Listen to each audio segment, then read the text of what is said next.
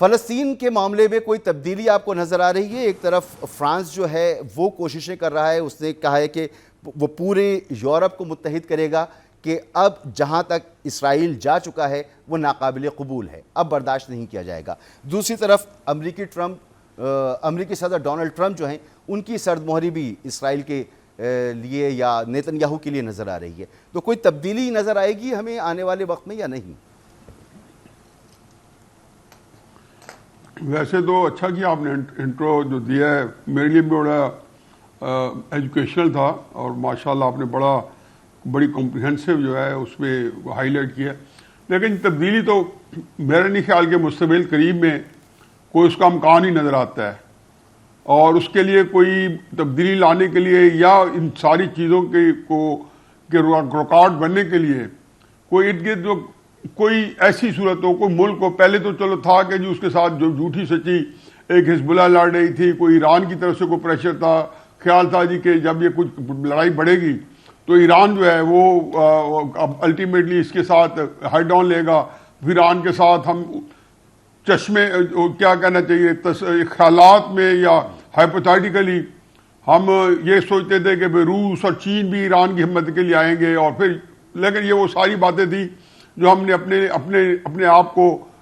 مطمئن کرنے کے لیے طفل تسلیاں اپنی ذات کو دینے کے لیے ہم لوگ مسلمان سارے دے رہے تھے۔ جی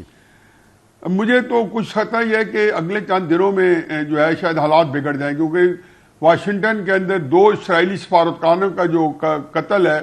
وہ مجھے 100% فالس فلیگ آپریشن لگتا ہے کہ اسرائیل پچھلے 5-6 دن سے یہ بار بار یہ سگنل بھیج رہا ہے کہ میں ایران کی ایٹمی تنصیبات پہ حملہ کرنے والا ہوں۔ انفیکٹ امریکن اخبار پرسوں چوتھ نیو یارک ٹائمز یا واشنگٹن پوسٹ نے یہ اطلاع دی ہے کہ قریب اگلے 3-4 دنوں میں اسرائیل جو ہے وہ حملہ آور ہونے والا ہے۔ اب اس سلسلے میں ظاہر ہے اس کی جسٹیفیکیشن کے لیے انہوں نے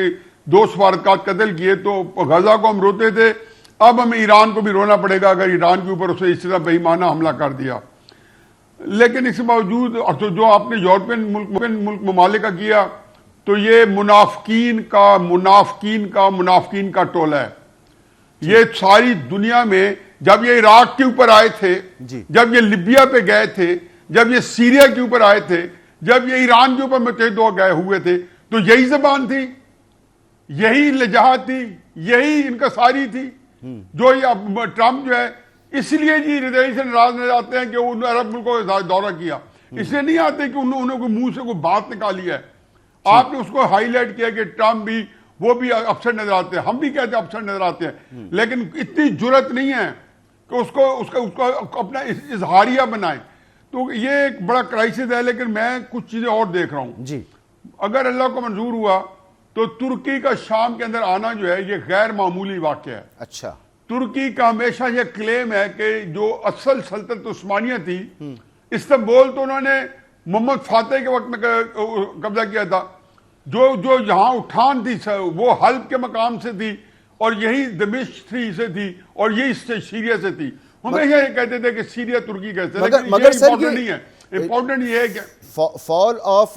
دمشق جو ہے یہ تو ایکسس آف ریزسٹنس کا خاتمہ تھا، یہ اس کو آپ کس طرح سے نہیں یہ نہیں تھا، یہ دیکھیں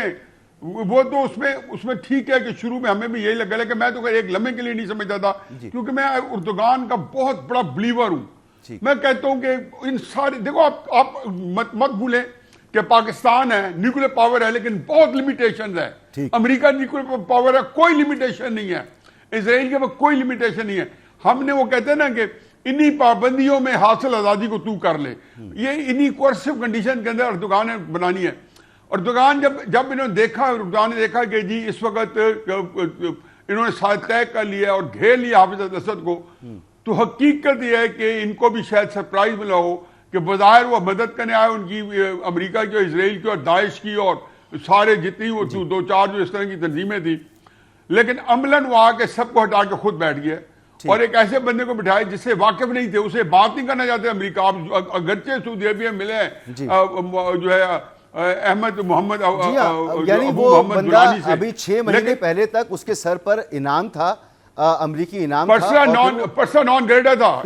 انعام تھا، دہشت گرد تھا۔ وہ اب جی میں اس کو مکمل کر لوں 2 باتیں۔ تو یہ وہاں پہ اردوغان نے کر کے اسرائیل اس وقت پاگل ہوئے ہے. وہ ترکی کو, اور ترکی بہت بڑی طاقت ہے, ٹھیک ہے کہ اس میں نیوکلیر بم نہیں ہوگا, لیکن شارٹ آف نیوکلیر بم ترکی جو ہے وہ اتنا ہی لیتھل ہے جتنا کہ روس ہو سکتا ہے, امریکہ ہو سکتا ہے, چین ہو سکتا ہے, پاکستان ہو سکتا ہے, انڈیا ہو سکتا ہے, بڑے تکڑا ملک ہے. تو اسرائیل جو ہے وہ اس کے اوپر, لیکن اب اللہ کرے یہ ایسا ہو کہ کوئی ایسی صورت ہو, کیونکہ میرا نہیں خیال کہ اردوغان جو کہ غزہ کے اوپر 2010 کے اندر اس نے اپنا ایک شپ بھیجا تھا مدد کے لیے,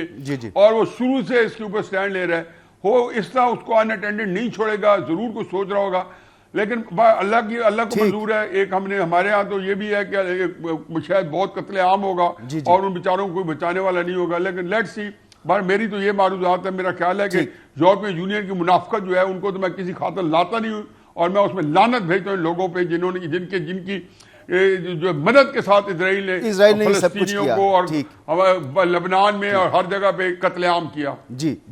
سر, بہت ویلیویبل آپ کا تجزیہ اس معاملے پر.